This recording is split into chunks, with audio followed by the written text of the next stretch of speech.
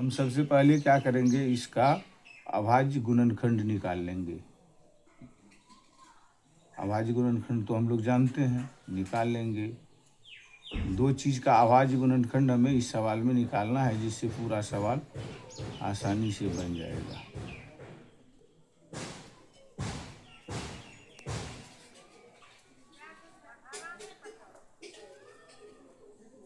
एक इसका बना लेना है, अभी देखते हैं। तो हम इसको क्या करते हैं, जब अभाज्य गुणनखंड निकालते हैं तो 2 गुना 2 4 दूना 8 दूना 16 दूना 32 दूना 64 होता है। तो इसका मतलब है क्या कि 2 पर पावर 1 2 3 4 5 6, 2 पर पावर 6 हो गया।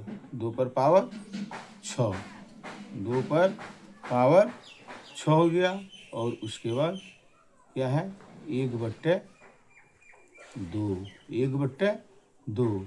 तो इससे और इसको क्या करेंगे, काट देंगे। तो यहाँ कितना होगा, 3। इसका मतलब है क्या, 2 पर पावर 3 हुआ। तो हम लोग जानते हैं 2 को 3 बार लिखेंगे तो कितना होगा, 8। 2 को 3 बार लिखेंगे तो 8 हो जाएगा। फिर इसी तरह हम यहाँ यही करके देख लेते हैं। 32 का करते हैं तो कैसे होता है, 1 2 3 4 5। तो उसको भी करते हैं, 2 गुना 2 गुना 2 गुना 2।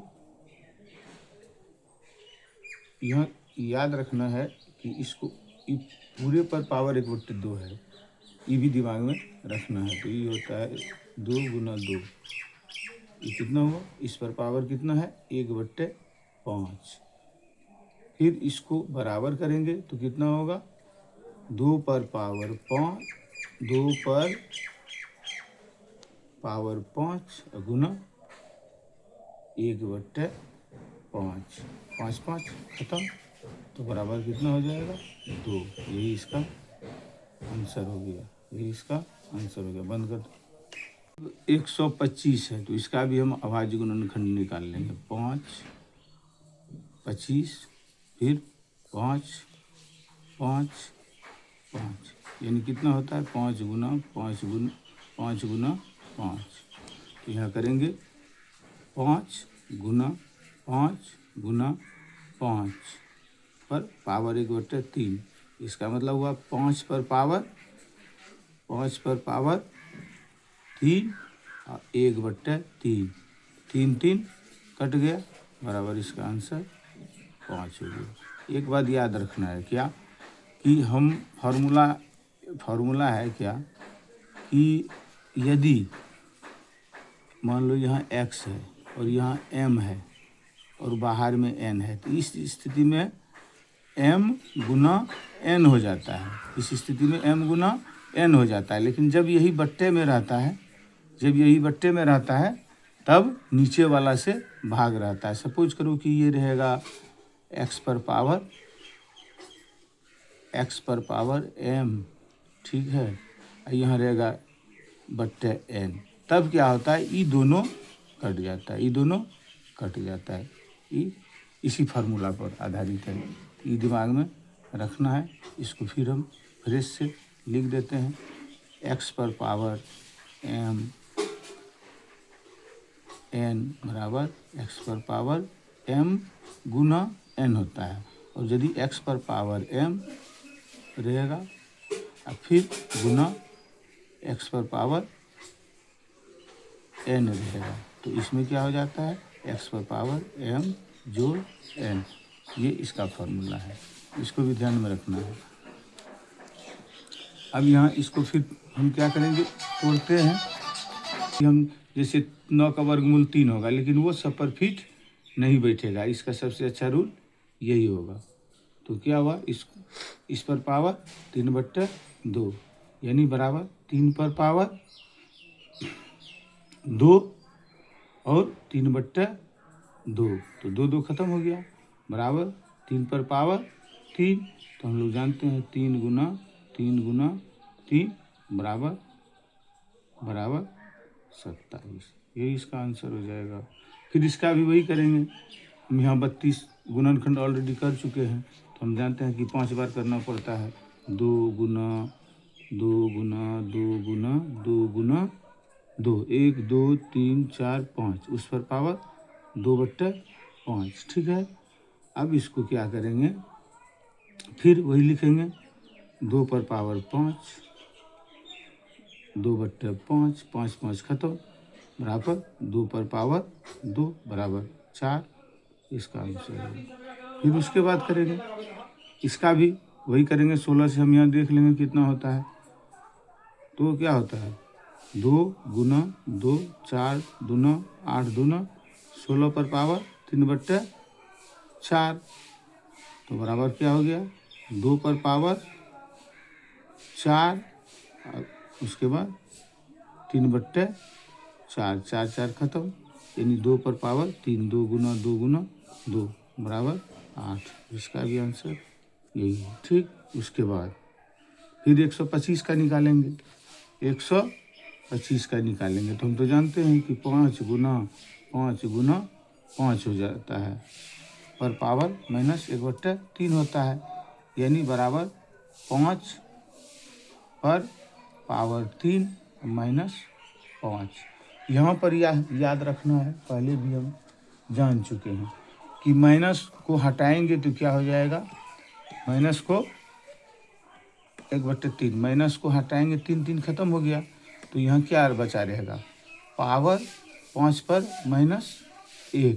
और हम जानते हैं कि जब माइनस को हटाते हैं तो क्या होता है, ये संख्या नीचे आ जाता है, तो ये नीचे आ जाएगा और एक ऊपर आ जाएगा, यही इसका आंसर है। अब आते हैं सवाल नंबर 3 पर। तो ये भी फार्मूला हम पहले ही लिख चुके हैं, क्या कि यदि आधार समान होगा, इसको आधार कहता है, यदि आधार समान होगा और घातांक अलग होगा तो क्या होगा, जुट जाएगा। बता ही चुके हैं कि x पर पावर m गुना x पर पावर n बराबर, तो इस तो और आसान है, हम जोड़ देंगे 2 पर पावर 2/3 और जोड़ 1/5। अब हम इसका भिन्न में करके देख लेते हैं, कितना होता है 3 5 का लघुत्तम, 2 पर पावर 3 5 का लघुत्तम 15, और 3 5 15, तो 5 दूना 10, और 5 तिया 15, तो 1 तिया 3 बराबर 2 पर पावर 13/15, यही इसका आंसर है।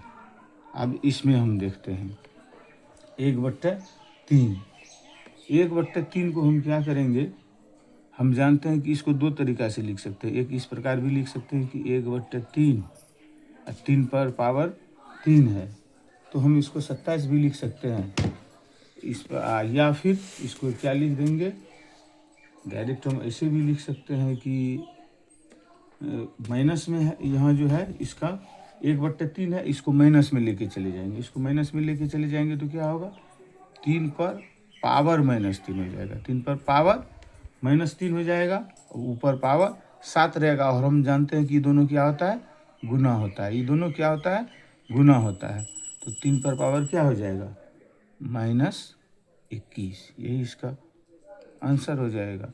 फिर से हम समझा देते हैं, 1/3 पर 3 है, तो हम जानते हैं कि इसको जब माइनस से लाते हैं तो ऊपर 1 हो जाता है, तो यदि माइनस में ले जाएंगे तो इस पावर में -3 हो जाएगा, पावर -3 हो जाएगा, यानी कहीं भी हम 1/3 पर पावर 3 रहेगा, और इसको यदि हम 3 को ऊपर ले जाएंगे तो क्या होगा 3 पर पावर -3, और उल्टा देंगे इसी को तो क्या हो जाएगा 1/3 पर पावर 3। हम लोग जानते हैं इस बात को अच्छी तरह से। अब भागा का भी एक फार्मूला होता है, क्या भागा का होता है कि x भागा x, ठीक है, इस पर पावर जो भी होगा, इस पर m होगा, इस पर n होगा, तो दोनों क्या होगा, हम जानते हैं कि गुना में क्या होता है, जुट जाता है, गुना में जुट जाता है और भागा में घट जाता है। तो यह है भागा, मतलब क्या है, x को x/x भी लिख सकते हैं, तो यहाँ 11/11 है, तो सिंपल है 11 पर पावर क्या करेंगे, 1/2 घटा 1/4। अब हम घटा के देख लेते हैं 11 पर कितना होगा। 11 पर हो जाएगा 2 4 का लघुत्तम 4। उसके बाद 2 दूना 4, यहाँ 2 होगा, यहाँ 1 होगा, तो बराबर क्या हो गया, 11 पर पावर 1/4। 11 पर पावर 1/4। तो हम